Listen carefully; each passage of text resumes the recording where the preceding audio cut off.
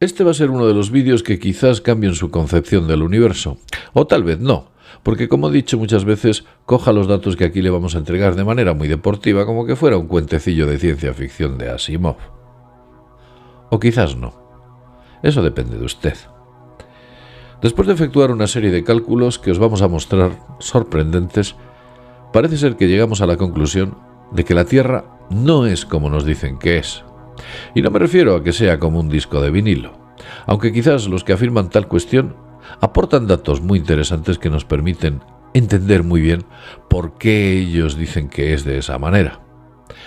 Quizás la Tierra tampoco sea una esfera maciza, tal vez está mucho más hueca, pero sobre todo lo que aquí les vamos a mostrar es que la Tierra tal vez sea mucho más grande de lo que nos han dicho que es. Permítame mostrarle todos los cálculos que hemos efectuado para efectuar, no voy a decir tal afirmación, sino tal hipótesis. Vamos allá.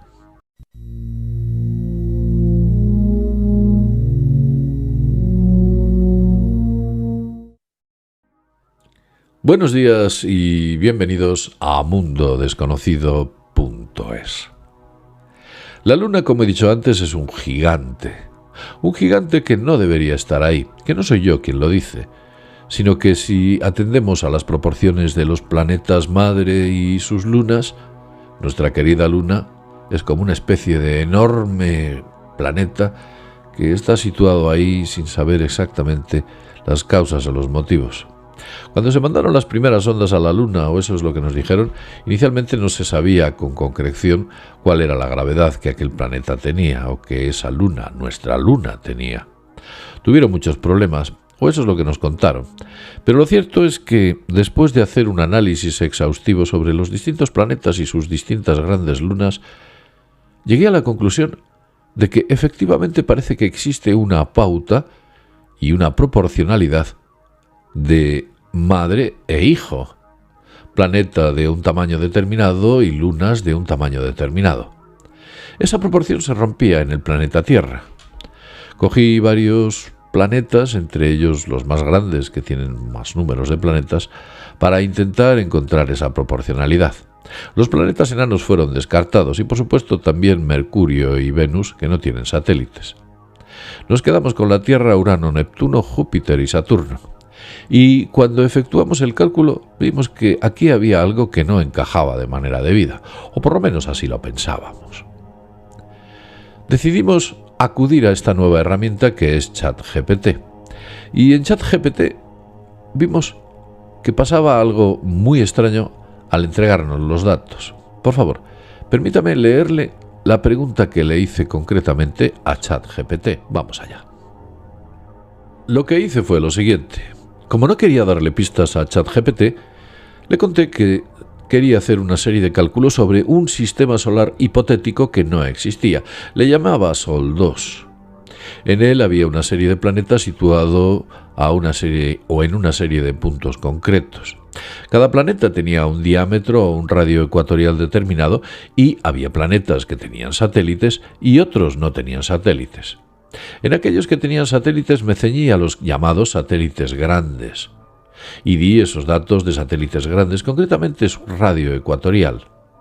Así que ChatGPT tenía las proporciones, los radios ecuatoriales de los planetas madre y los radios, así como el número de planetoides grandes que tenía cada uno de ellos como lunas.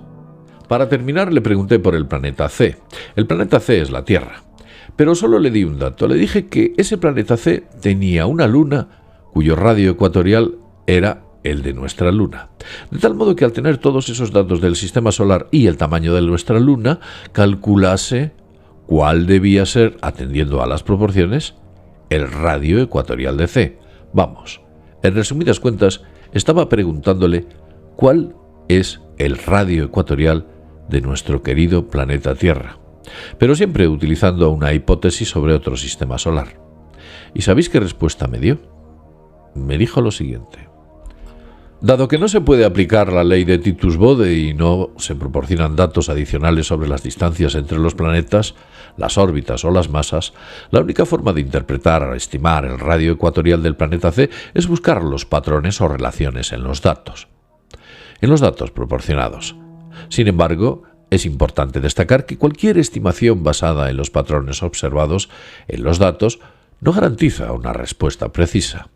Una forma de abordar este problema es comparar las relaciones entre los radios ecuatoriales de cada planeta y el radio ecuatorial de sus lunas más grandes, que en suma es lo que hicimos.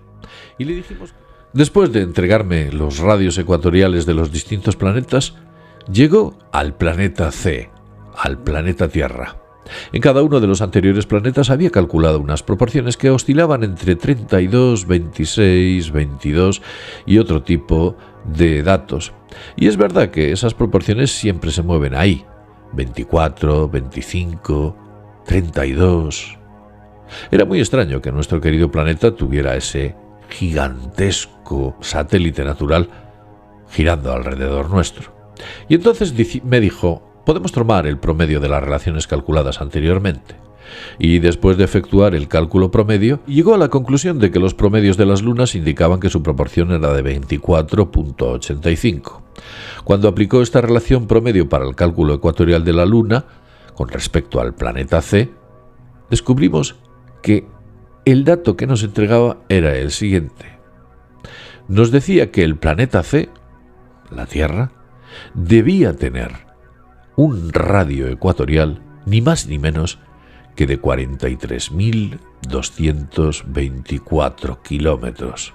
Y además añadió, esta estimación se basa en patrones observados en los datos proporcionados y no en leyes físicas, por lo que no es una estimación precisa y confiable, pero independientemente de que fuera precisa y confiable, quisimos que nos entregara un dato. Y nos dijo, ni más ni menos, que la Tierra era muchísimo más grande de lo que nosotros sabíamos. Con los datos obtenidos se nos estaba diciendo que nuestro querido planeta tenía un radio mucho mayor, exactamente 6,78 veces más largo. Y eso de radio. La superficie ya cuando se calculaba se disparaba literalmente.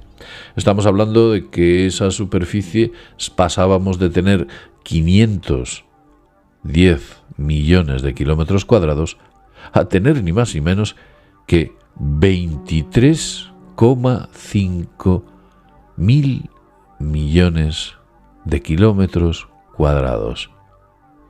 Lo mejor que pudimos hacer es generar una proporción dentro del software adecuado.